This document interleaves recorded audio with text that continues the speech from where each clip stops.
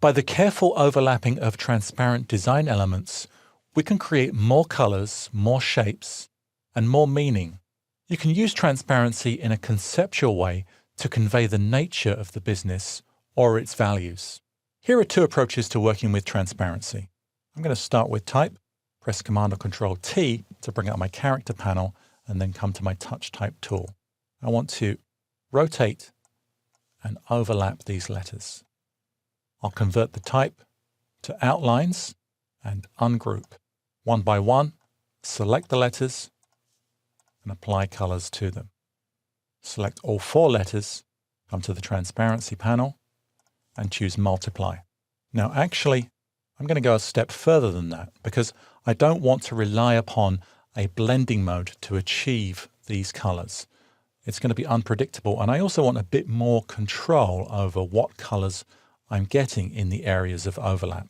So I'm going to duplicate that, just holding down Option or Alt and dragging away from it, and I'll rasterize the copy.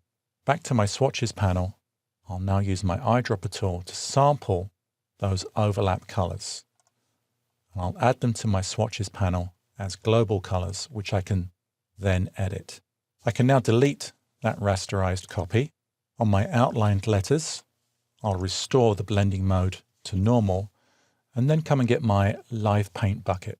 I'll come and choose these colors, click to make a live paint group, and apply these colors in those overlap areas. Now the reason I've made it live paint is because it's live. So if I decide I need to move these letters around, you'll see that the interaction remains in place. I realize that these colors are not quite what I want, so I can now come and edit them. And let's say I want something like that. Let's turn on my preview, and you can see that that's going to update in place. So that was the touch type tool, creating outlines, ungrouping, applying the colors, experimenting with the multiply blend mode, but not actually going there, segmenting the letters using live paint, and then filling in the different segments with separate colors. Now let's come to this example. I'm just going to move over to the left and look at the finished version. This is where we're going with this. And as before, I don't want to use transparency for the same reason, but rather apply separate colors to the overlapping segments. So I'll select those 3 overlapping circles, come and get my live paint. And I'm now going to use this color group, click to make a live paint group. So we want the red to actually go there, and the blue to go there, and the green will go there. And then in the middle, we want it to be black. But we also want a heart to replace that inner segment.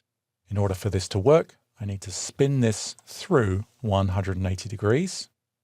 And I'm now going to just come to my symbols panel where I have a heart already.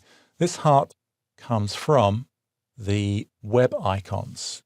There it is. So I could just drag that out right there. I can break the link to it. With my direct selection tool, I can delete the inner shape, and there I have my heart.